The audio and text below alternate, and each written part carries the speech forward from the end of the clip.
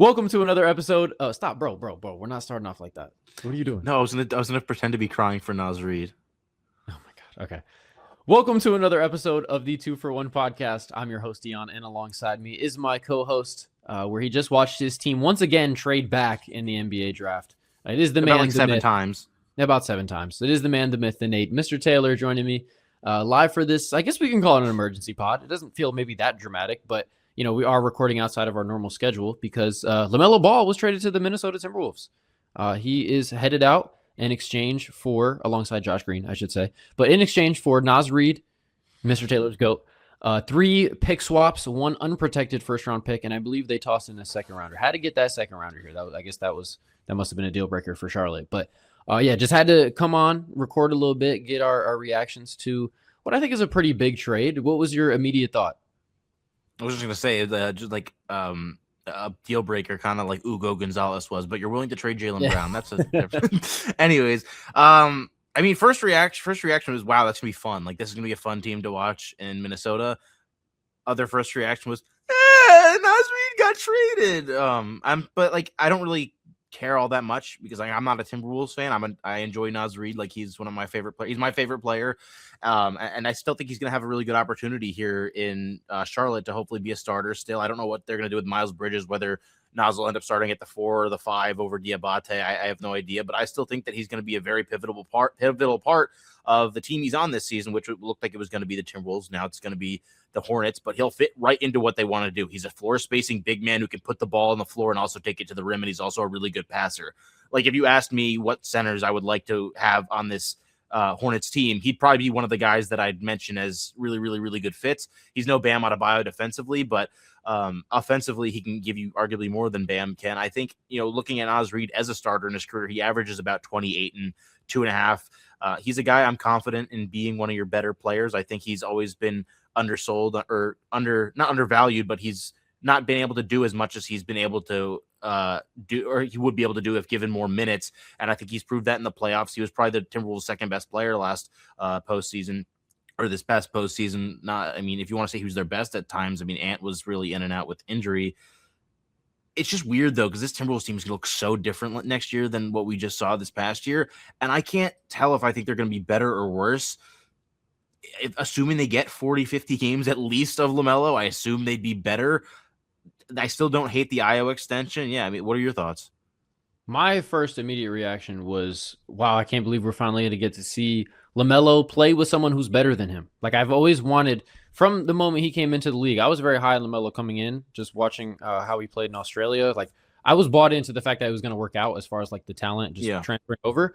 But it was pretty clear to me that even though he could be maybe like the engine of an offense, I never really saw him as like Finals MVP, best player on the team, like put a team on his back and carry them to a championship kind of thing. So not like Jalen Brunson. No, not a Jalen Brunson. Well said. I think that someone like Anthony Edwards, not that there's a million Anthony Edwards running around, but just someone like a two-way wing that is like the alpha of a team and I think can be the best player in a championship team. That is like the ideal scenario for LaMelo. Like, I don't think you could have really found a better fit and just more talent as far as a teammate for LaMelo. So I'm very, very excited about that duo. Pretty cool, like 2 number 1 picks on the same team. I'm very, very excited. Like you said, it might only be 40, 50 games during the regular season. We'll see. But I think this is going to be the most locked-in version of LaMelo that we ever get, given that he's now, at least on paper, in a winning situation compared to what he was kind of working with in Charlotte. So, yeah, I definitely have my concerns too, because this went from, you talk about Naz Reid not having the opportunity. This was a team that, had an incredibly crowded front court the last few years, and now we're looking at Jaden McDaniels and question mark at the 4 next to Rudy. So people saying that, though, and like, I feel like ideally, like, Jaden McDaniels is your 4 in today's NBA. Like, you want him being your 4. He can shoot the ball. He can guard 1 through 5 at times. The Knicks just won a championship with OG playing the 4. Like, you don't need a traditional power forward in the sense of a Julius Randle or a Zion Williamson or an Evan Mobley. I feel like, if anything, you've seen a lot of times having a traditional 4 kind of mucks things up offensively because you don't necessarily always get the spacing that you do with having, a stretched out 3. And I think Jaden's more than big enough to guard 4s. I don't understand why he's not just a 4. I wouldn't even hate if they start LaMelo, Io, Ant Edwards, Jaden McDaniels, then Rudy at the 5 if he's still there. I still think you have good length. Io's your shortest player in that lineup at 6'4". Yeah. No, I mean that I think should be their starting five, no doubt. And I'm not saying they need, Paul Millsap or whatever at the four. You said traditional power forward. He's a bit The old. first name that comes to mind is like a traditional power forward. I don't know why, but yeah, there's nothing wrong with Jaden at the four. I think it's more so the fact that they traded Julius Randle, now they trade Naz Reid, and it's like a team that we've thought of over the past. What'd you say? I said the rebounding might be a little bit of an issue. Yeah, that's what I mean. It's just like the overall size of this team has just taken a huge hit. I know LaMelo's big for his size, but you go from having Julius Randle and Naz Reid to now it's just Jaden McDaniels helping to fill out the front court. Like, is Johan Berenjay going to be a contributor next year? I don't know. Well, they are very high on Berenjay supposedly, and he's kind of been under Rudy's wing or whatever Rudy is as a mentor. I don't really know, but he's at least got to watch Rudy up close, and I think you want him to be a Rudy Gobert type of his really long arms, wingspan. Supposed to be a very good shot blocker. We saw flashes of him. He didn't play a ton this past season, but they took him 16th overall for a reason. That was actually one of the pieces they got in the Cat trade. So I think people sometimes forget about that. We don't know what he's going to be yet. He could end up being an impactful player. I bet we see more minutes from Terrence Shannon Jr. this year. Obviously, no Dante DiVincenzo. Right. The bench is going to be rough. Like, I don't know what they're going to really do in terms of making up their bench. Maybe Isaiah Evans is a really quality bench player right away. I wanted him on the Knicks. I think he's going to be a good player. I do agree. Yes. Yeah, but I think in terms of a backup ball handler, they really do lack that, and they also lack size to go up against these bigger teams that we see in OKC, who just added a 7'3" guy, and the Spurs, obviously, who also just got a lot bigger. Right. Yeah, they added a couple bigs in the draft as well. I think there's still work to be done. I was suspicious. I had my antlers up when the Julius Randle trade happened. I'm like, there's no way they just salary dumped him just to salary dump him. Like, I know they signed to Io immediately after, but I knew there had to be more going on. It just didn't make sense that they were just going to get rid of Julius Randle and do nothing afterwards. So I wasn't expecting LaMelo Ball. There was some rumors. It's been 12 hours now. So, like, Wednesday night, there were some rumblings that LaMelo could be on the move and that the Timberwolves were interested. But I definitely saw something coming, but it wasn't LaMelo. In terms of totality of what's come in and what's come out in the past 2 years, how do you think Tim Connolly's handled it? So they gave away Karl Anthony Towns. They gave away Karl Anthony Towns, Naz Reid, and Julius Randle, and they got back LaMelo Ball, Io DeSumo, Dante DiVincenzo, and I think they lost picks in that because they don't control their first round pick until the. That's crazy because if this doesn't work, they are actually like screwed because not having your own pick until 2034 is pretty. Yeah, honestly, I remember like I saw this trade in the wee hours of the night, and my brain didn't even process the picks because.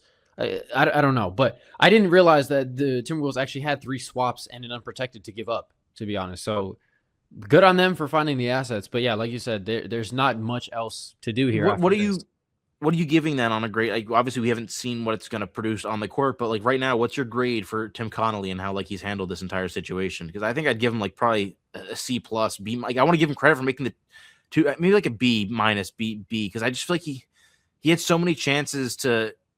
Either like the Cat trade was just obvious. I don't think it was the trade to make to clear up cap space and however we want to argue it or whatever in Cat's contract at the time. I would have just rolled with it and dealt with the penalties later. I mean, I don't know. Like I feel like ending up with LaMelo Ball, the whole like avoiding the tax thing. That's not necessarily in the hands of the GM. I mean, you think about like it took Alex Rodriguez like scraping together every penny he had just to put the team on layaway. So like there was obviously going to be cost cutting measures and. It's hard to like put ourselves in the mindset of what it was like when the trade originally took place. I don't know about you, Nate. My life was a lot different when that trade took place, but there probably wasn't a huge market for Cat. So for them to be able to have that flexibility with the trade they pulled off, getting Randle and DiVincenzo, I think he's done a pretty good job. Like I don't really look at the last couple of years with the Minnesota and go, oh, they missed out on this opportunity, or they could have done this and did that instead. Like I think they've done a good job staying active. Still continuously making efforts to get better. Like they've never gotten stagnant in his entire tenure. So I probably grade out at like a B plus. Yeah, I think I was a little harsh. I think probably B plus is. I'll go to B then because I said a B minus, so I'll go B. And I think what's important though about this trade too is they make Ant happy, and I think right now when you're the Timberwolves, you just have to do that. Like you have to make Anthony Edwards happy. You cannot risk losing him to everyone looming over. Oh, everyone's just. Binoculars or a telescope on Anthony Edwards. Yeah, exactly. He would have been the next like star on the block, so to speak. Yeah, there has to be a small market star that gets marketed as the next guy to leave. Yeah, so exactly. Giannis was already gone. Yeah.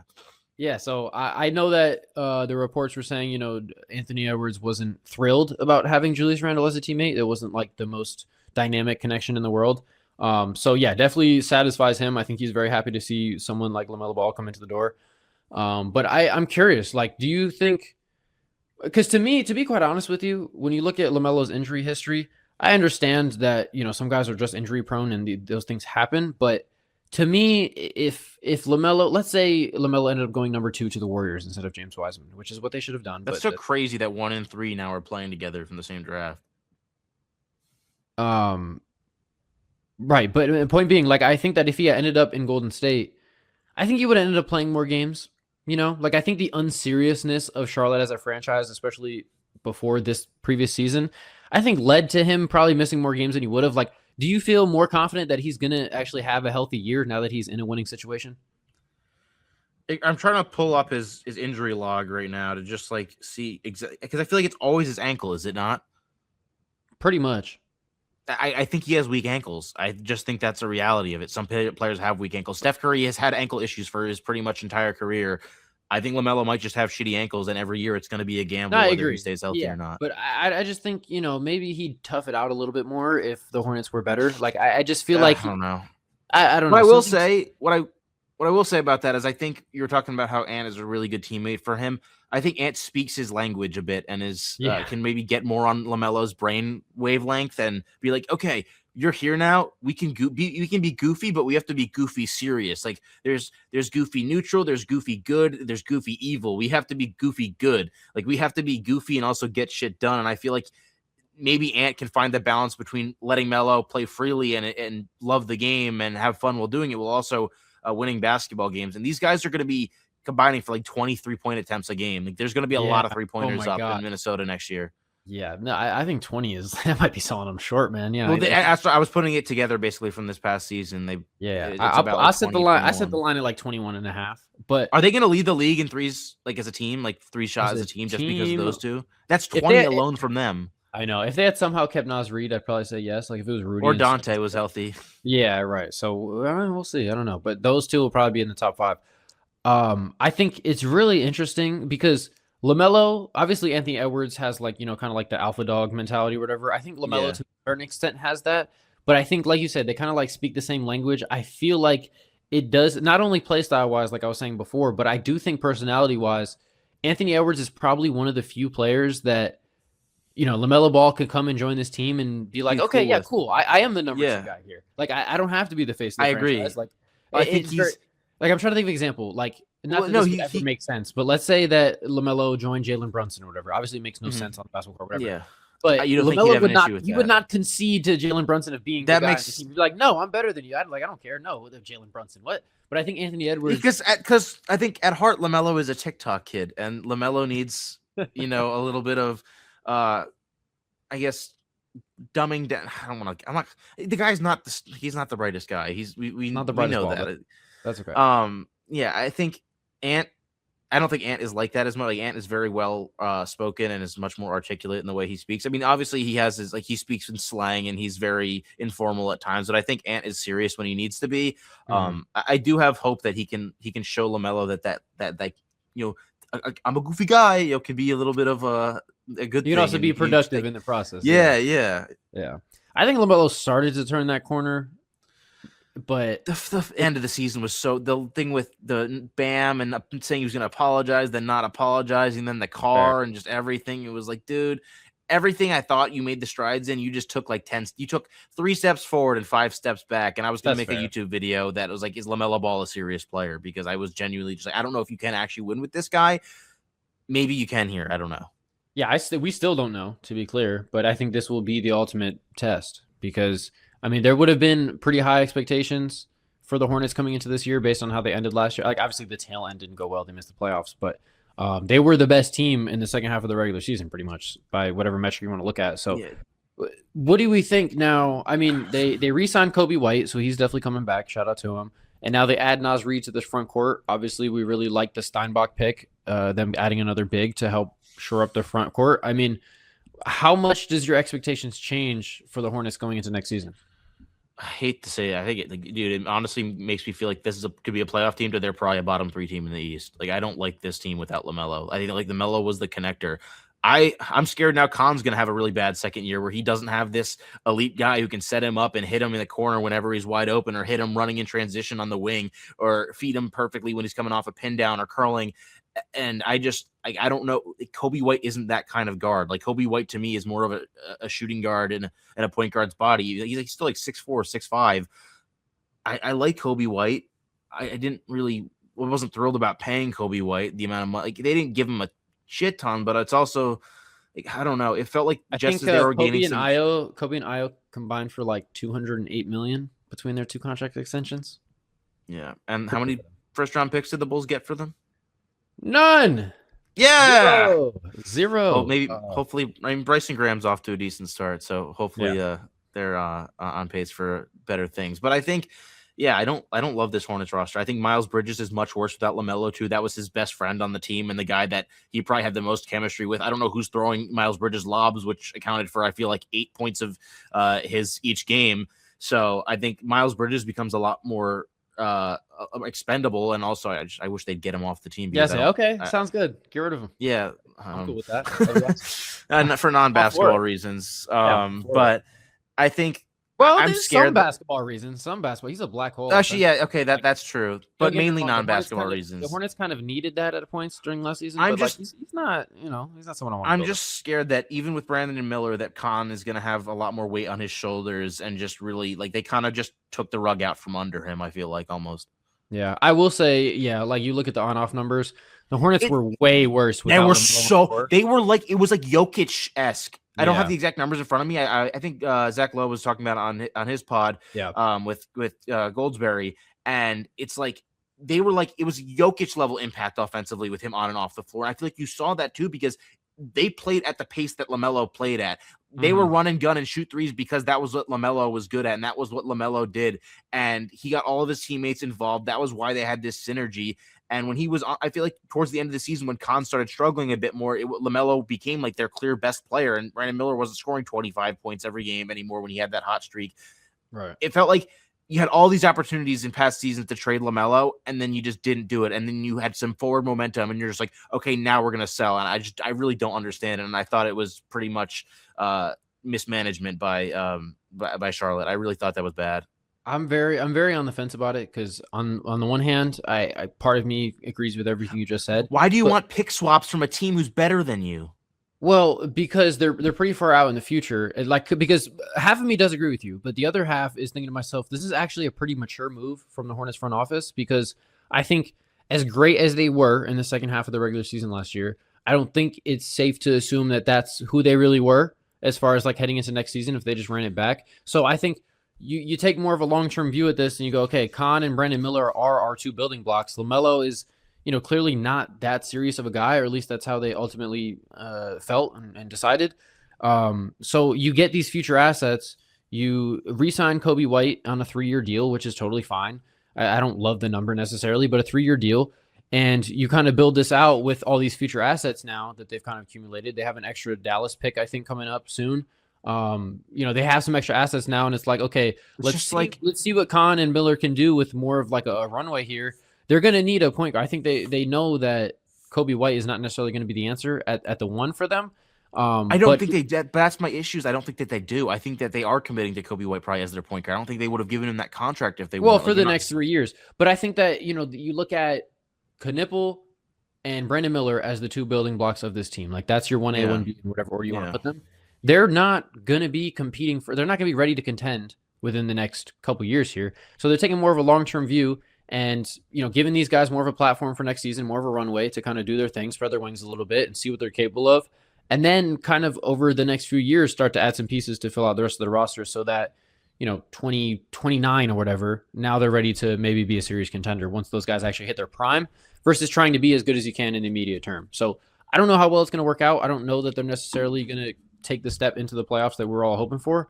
But I could see it working out long term if at least one of those picks. That's the thing, is like, you really only need one of those swaps to kind of go your way, especially with the new lottery system. Like, anything could happen with those picks. Yeah. And Charlotte's been really good at drafting. Yeah, they've done a pretty good job. I mean, So they've like the past. Actually, it's kind of funny how like they were really bad at drafting for like a good while. And I feel like their last few picks. I mean, LaMelo, Brandon Miller, Khan. I mean, Salon was obviously bad. But it's been better. It was really grim. I mean, there's like Michael Kidd Gilchrist. I'm like forgetting half the players because it was I'm like pulling there's so up the many. list here. So prior to, I mean, PJ Washington at 12 was pretty good. They That was technically okay. had the Shea pick, and ended up Yeah, I going remember later. that. And Malik Monk at 11 is not oh, bad. I mean, Miles Bridges is a solid player as much as he did bad things off the court. Yeah, no, they've done pretty well. I mean, there's hits and misses because James Bouknight was a lottery pick. Mark Williams was a good one. You say Malik Monk, Yeah, Malik dude. Monk. Him being on the Hornets does not. I remember that. I know he was drafted by the Hornets, but like saying that doesn't feel right. Like I feel like he was never on the Hornets. Yeah, what? No, I know he was, but it's just like it feels like that's like a distant time. Like I feel like I only remember him on the Lakers and the he Kings spent now. 4 years on the Hornets, and then I think it was the one season on the Lakers. I don't know. I mean, Yeah, I know. I just don't I think of him as like a Hornet. I don't know. I definitely can remember him wearing those when they had like the half No, I remember. I'm like remembering it, honeycomb but the it's just honeycomb jerseys. Yeah. yeah. Yeah, I don't know why your memory's Uh, failing you on that one, but yeah, it's been up and down, but better in recent years, and now they're better as a result. But I don't know. just don't think that like there's no. Is there any way that you see this team getting into the playoffs this year? Like I just don't see that Yeah, happening. yeah, definitely. How? They don't have a rim protector and they don't have a facilitator. I That's think two pretty important things. they don't have a pure point guard, but I think there's enough They kind don't of have a facilitator. They don't have a guy who gets guys looks. They don't have that at all. There is no one on that team who creates open looks for their teammates. I Naz mean, Reid, unironically, might be their second best passer. maybe, but Naz Reid is not a bad option to have in that regard. I mean, No, I know, but it's just you're rolling out a. Like, you're also just so small again. You're even smaller. I feel like with Naz because he doesn't play as big as Musa and he's not as good of a rebounder as Musa. And I love well, I Naz. I think just feel like those guys can play together, no problem. so. Yeah, I guess if you're getting ideally you get rid of Bridges, you get some depth for that, and then I think you start Naz at the 4 and you have Musa at the 5 would be I think the ideal situation. Yeah, I think you're also forgetting my guy Liam McNeely in year 2. Watch I out. have I have no hope for that guy. I don't know if he will. Maybe Yeah. he's something. I have no thoughts on No, Liam McNeely at this point. I've quietly been siphoning off my stock. He didn't really do. Yeah, I remember you telling me he was the steal of the draft, and then I remember him playing like 0 games. Like I don't remember seeing him more than once or twice on the court. I don't even know that I remember how many games did he play. Actually, let me check. He I played think 30. did he played play in the 30 flag game? Did he play in the? I think he played in the Cooper flag game when he had 50. That Liam was McNeely absolute, had 50. it was absolute cinema. Yeah, he played a grand total of 368 minutes over 31 games this year. It's like It's like 10 95 minutes a game. process. Yeah, pretty good math. 11.9. But yeah, I don't know. Point being though, I think the Hornets kind of recognize what the timeline is here, and they sort of push things back. So not the worst move in the world, and kind of quite the opposite for the Timberwolves here, because if this doesn't work out, now all of a sudden they're on the clock when it comes to Anthony Edwards' future. Yeah, So, like look, I was never the biggest LaMelo guy, and I just thought that this was a weird time to do it. To be honest, that's really the only thoughts I had. yeah, that's fair. But I think I don't know that there were maybe at one point in the Oh, distant past, did but- you didn't see the nickname that so they said give a nickname for this duo, and they just said Carmelo Anthony. Oh, jeez. Carmelo and it's Anthony. Yeah, you Okay. get it. What else happened? I know you said you wanted to dive a little deeper into the Trae Young extension. What were your thoughts there? Yeah, I don't know that there's more than one take to have on it, so I'm curious what it you just wanted to add. sucks that they did so many positive things, or like getting AJ. Like what? and Win the having lottery?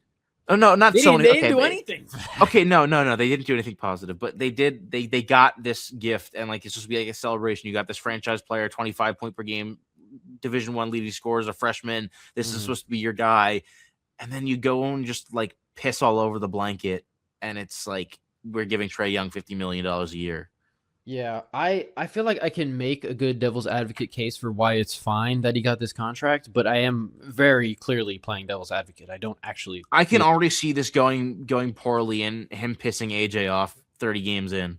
I being will like, say that much. I don't like, damn, really I got know. drafted to the NBA to deal with this piece of shit. Yeah, I don't really know that their play styles slash personalities are gonna mesh all that well. They're two guys that really like to have the ball in their hands, and I don't know. Well, and it's just like Trey's teammates historically, from what we've heard from front offices and coaches and whatever, is that his teammates have not been thrilled playing basketball with him at times. Yeah, and I also have tuned into Hawks games over the course of my life and seen it happen. Yeah, it doesn't look very enjoyable to be Trae Young's teammate. So I think if he had signed for less, for some reason, that would have convinced me that maybe he had kind of like a self-awakening of like, okay, I'm not actually that guy, and I need to just like lean more into like the point guard side of things and be an enjoyable person to be on the court with. But I don't really see much changing. I think he's more Russell Westbrook than he is. I don't know who the good comparison would be. But point being, like, if he's just is who he is as far as like play style and everything, and I don't know that anything's ever going to change that. All right, coming back now after I was rudely interrupted. I actually kind of forgot what point I was making. I think I was saying how Trae Young is kind of just who he is as a basketball player, and I don't have any faith that he's going to adapt his game. But I don't know if I was making the case for why this is not the worst contract ever. I would say, for one, there is a salary floor in the NBA. They have to spend money somewhere. And there was a bit of a favor to be repaid as far as Trae Young getting there and not actually playing really any games for the Wizards and helping them with their tank job to get them AJ Debonsa. What are we going with? I think it's Debonsa. Like I'm sure. going Debonsa. AJ. How do you say his first name? I forgot what it was already. All right, whatever. Anyway, point being, he helped the tank job there, so there was a little bit of a repayment to be had there. But the part I really don't like is the player option in year 4. Like, that's just miserable. Well, that's just basically a slap in the face if he sucks. It's like, oh god, next year this guy's gonna accept his option again. And I know it's a new front office, Michael Winger and them boys, but this is not a repeat of like the Bradley Beal situation. Like, did we learn nothing? Like, at least it doesn't have a no trade clause. But I mean, my God, I shut my mouth. I'm shutting my mouth. Yeah, I just like. Would you okay? Would you have rather just had him walk, like risk him walking, than keep it, like have him on this contract? Like, I would have rather risk getting him back for cheaper and potentially not having him, because I'm not getting bent out. They didn't give up anything for him. If anything, they just have a bunch of salary kid that came off the books that they can spend elsewhere. Like, I didn't think it was the big. Oh no, we gave up CJ McCollum's 35-year-old ass and Corey Kispert. Whatever can we do if we lose this guy? I don't think it was. Yeah, some necessity. I don't know why or when front offices got so soft. I feel like the Rockets were the only team that has done this, but like, why don't teams test out free agency more? Like, yeah, are we really that afraid of him getting this max offer sheet from like the Nets? What team out there do you think we're giving him more money than that? I think the Nets were maybe the only team in contention. No, there's no way they would have. They wouldn't. I don't think they would. They have 17 point guards. Well, they drafted one 2 days ago, so I know they really cared about that. Was the 17th. Fair enough, but yeah, I don't think they would have minded adding an 18th. But like, yeah, point being, even if you wanted to bring him back and you were pretty hell-bent on doing so, you still could have let him test free agency and not had to. Like, I know he got like the max of what a different team would have gotten him. So like on the surface, he quote unquote left $75 million on the table. He's not a max player though. What a nice guy. Yeah, so he's not a max player though. So I would have, like, when I referenced the Rockets, like, they actually, with Şengün and with Şengün and Jalen Green, they were like, no, you're not just getting the max just because, like, we're going to give you what we think you're actually worth. And now they have Şengün on a really good deal. Exactly. As much as you might have a weird opinion about, like, mixed opinions about Şengün, like, he's making $33 million next year or whatever. Which is actually reasonable. And they didn't just say, oh, here, Michael Porter Jr., here's the max 1 year early just because you're our guy and we're just going to max you. Like, I wish teams operated more like cost efficiently like that. And the Wizards absolutely could have done that in this situation. Because like you said, I don't know where he was going. Where else was he getting $50 million? All the teams that have money, like the Pistons, could clear up cap space, I think. Like, were the Bulls going to go after him? I don't think so. Yeah, I don't know. And again, if they did, you know who the Bulls should go after? We lost CJ and Corey Kispert. Like, okay, I wouldn't have. I don't know. I don't understand the thought process. It's just, I feel like, Wizards fans I know are excited because they have like some talent on their roster for the first time in a while. I just want all the Wizards fans that are like thinking this is just a playoff team automatically and stuff, like, please pump the brakes. Like, Anthony Davis might not even be on your team come October. We have no idea what's happening with that. And even if he is, what are you getting out of him? Who knows? Yeah, I couldn't. I couldn't be less inspired by you putting two all-star talents together. Other than like, you know what I mean? Yeah, no, This I is totally. such an uninspiring group. On top of the fact that they're on the Wizards and the jersey just makes them lose any semblance of coolness that they have. Yeah, And they I play mean, in the most dead arena in the league. that is 100% true. I Other will other than say, other than the Pelicans, other than formerly Smoothie King Arena, I don't know what it is now. oh, I thought it was a Smoothie Sleep, King. isn't it? Sleep, isn't it? I thought it's Sleep Center, or is it I Sleep? thought I don't know. Anyways, But I do think to some extent, especially given like the new lottery rules, and it doesn't really benefit you to be terrible. Like there is something to be said about having, quote unquote all-star talents, and we could say what we want about that part of it, but having two veterans that at least know how to win in the regular season around all of these young guys, so at least that like when this young core starts to hit its prime, they at least have some experience of trying to win games, and they can do a little bit to be competitive. So I think there's something to be said there, but it goes back to my point of like, why'd you give him a 4-year deal with a player option? That part is just I would have been uncomfortable with 3. Yeah, And they 3 went with a and gave team him option. I would have been 4 like, with- all right, sure. But yeah, a 4-year deal. Because you're talking about, dude, 4 years, you're gonna have to fucking extend AJ, assuming that he's good. I'm gonna assume that he's good. Yeah, I guess it does. I like they're gonna. It kind of lines up, but I think Kaishan George, I think, is eligible before then for extension. I think next year. I think Alex Starr is eligible for extension. Yeah. So it's weird. Like I'd rather even. What do you think about the Austin Reeves contract? Because I thought that the Lakers had to do it, but I don't love paying $48 million or $46 million a year for a guy who probably can't be your second best player on a championship team. Yeah, that one was more of like a you had to do it kind of deal because I do. Yeah, think I know. Like you're not going to let him go. Yeah, exactly. And it's not like if they were to let him walk, then it's like, oh, we're screwed. Versus like, they gave up CJ McCollum and Corey Kispert for him. Like, let's not lose our minds here. So I didn't love it. I do still think there's a world where they can bring in enough talent down the line to surround Luka, but I don't know. I mean, I know he definitely wanted him there too. Like Luka. No, yeah, no, I and I think he's a great fit with Luka, but I feel like they very clearly need that third, like not even a star, like a third very good player. And maybe like I think Austin can be your probably second best scorer, but I think they need at least another like all NBA caliber defender. Not Evan Mobley, but like an Evan Mobley type, like just a guy who's like Jared Allen is someone that if they could get him, I feel like would be a perfect third guy to add into that mix.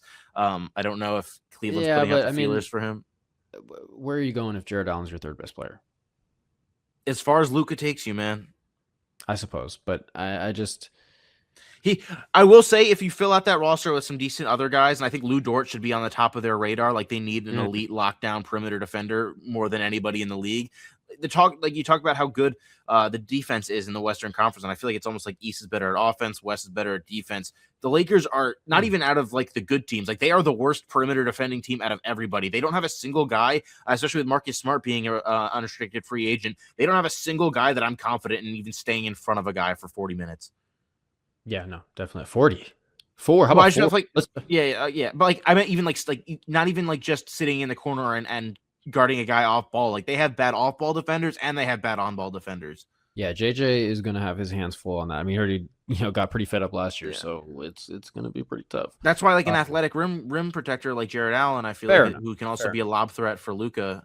He's not like a star, but he's a very good player that you could throw in there. And then he would make sense for them, yeah, for sure. Yeah. I don't know where they go from here. I mean, I don't think the Lakers are really trying to be set up to be contenders this year. I think they know that. Should they also just like offer a max sheet to Jalen Duren? Might as well. Yeah, like and make if the Pistons somehow don't match it, you get Jalen Duren, and if they do match it, then the Pistons have to give Jalen Duren a max contract, which they sure as hell don't want to do right now. I think someone's going to do it, whether it's the Lakers or not. Like I think the Pistons are going to end up having to pay Jalen Duren a max. I will say I do think they're going to probably end up matching. I don't think the Pistons are going to. No, they will. Right.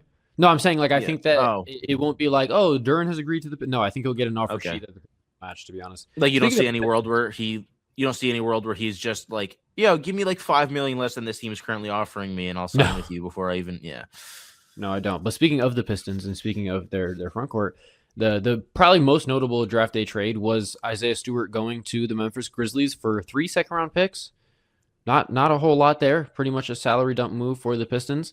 I think that they could be players for Tyler Hero if he gets, becomes available. I know they're already kind of feeling calls in Milwaukee for him. I think that would make a lot of sense. Yeah, I think. But I was pretty surprised. I mean, it wasn't the most shocking thing that Beef Stew got dealt, but for one, I don't know like why Memphis necessarily, other than like I guess culturally he fits in, just the fact that he's going to beat the shit out of people. But like I don't know. I was a little bit shocked as far as like, okay, just 3 second round picks for this guy who, it kind of faded towards the end of the season for sure. But I mean, a good player, right? Like a very strong defensive player and a guy who's got a growing offensive game. Yeah, growing offensive game is pushing it. Well, he's starting to shoot threes a little bit more, like he was shooting threes, and then they were like, okay, you're actually bad at this. Stop shooting threes. And he hasn't really shot threes the past 2 years. That's fair. But I mean, I think you look at what happened in the playoffs, he kind of got played off the court because of how he just was a zero on offense, and they brought Paul Reed in, and he was really good on both ends. So I think if they want to lean towards Paul Reed, who had a good playoff run for them and barely makes any money, I don't have any issues with that. I don't think 3 second-round picks isn't like a great deal and that you can't pass up, but it's more assets that they can use to try to turn into other players. They need some shooting, and I think that's more important. If they can turn those second rounders into another 3-point shooter or another wing that can put the ball on the floor, I think that would be better. And I really like that they picked up Ibuka Okori because they really needed another guard off the bench that could create a shot for himself. Absolutely, yeah. Is Dennis Jenkins under contract still, or he's a free agent? Yeah, now? they signed him to that extension, and then he started playing awful the minute he signed it. Oh, that's back around. That's right. That's right. It was like, okay, it's like, okay, Dennis, we paid you this extension. I made it. Undrafted free agent. Now just be the worst player in the NBA, and then he was good again towards the end of the season in the playoffs. Yeah, no, I did forget about that. You're right. But yeah, I mean that's definitely someone that they need. Like I said, I think Tyler Hero could be in play for them. Is that the guy you're looking at the most for that? Like, if there's a target you think that they should be keying in on, is Tyler Hero the guy for you? Of who I think would be available, yeah. I mean, I think on paper he makes a ton of sense as someone that, when Cade's off the floor, you can definitely put the ball in his hands and have him create, but is best off in like an off-ball guard type of role, playing off of someone like Cade. I think it makes a lot of sense. I think talent-wise, he is, kind of in that second scoring option type of guy. Yeah, I mean, I with anyone, I mean, I wish he was a little better defensively, but I think he would make a lot of sense for them. They already have a good defense. I would say if there's any team that can make up for his defensive deficiencies, they're it. And he's not small either. Like you can go sit him on the corner on a shooter that's not really going to be involved in ball action that much. So I think that he's a really good guy. Would you rather give up like Ron Holland and a first, like maybe like I guess like one unprotected first? Would you rather do that or just outright sign a guy like Norman Powell? Ooh.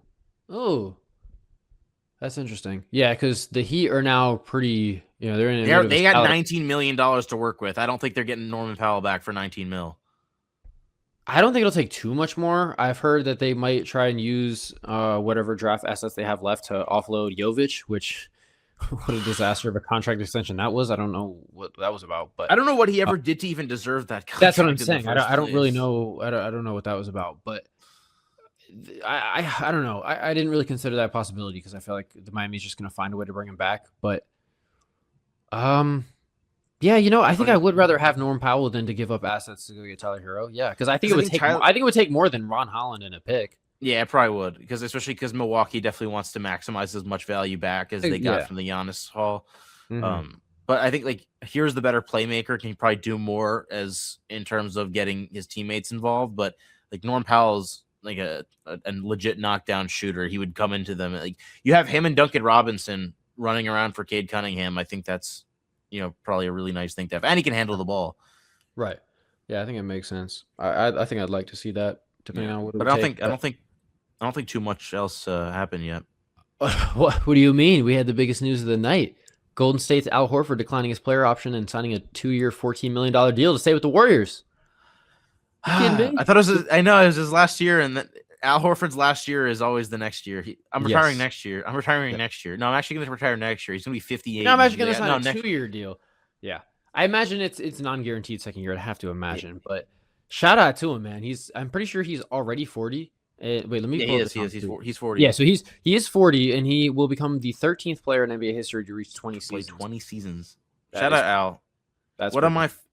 Obviously, I'm not a Celtics guy. I've had obviously I'm a Knicks guy, so but Al Horford's probably one of my favorite like Celtics of all time. Like I never really could hate Al Horford just because he's such a smart player. He's such a how can you not love Al Horford? I feel like he's just.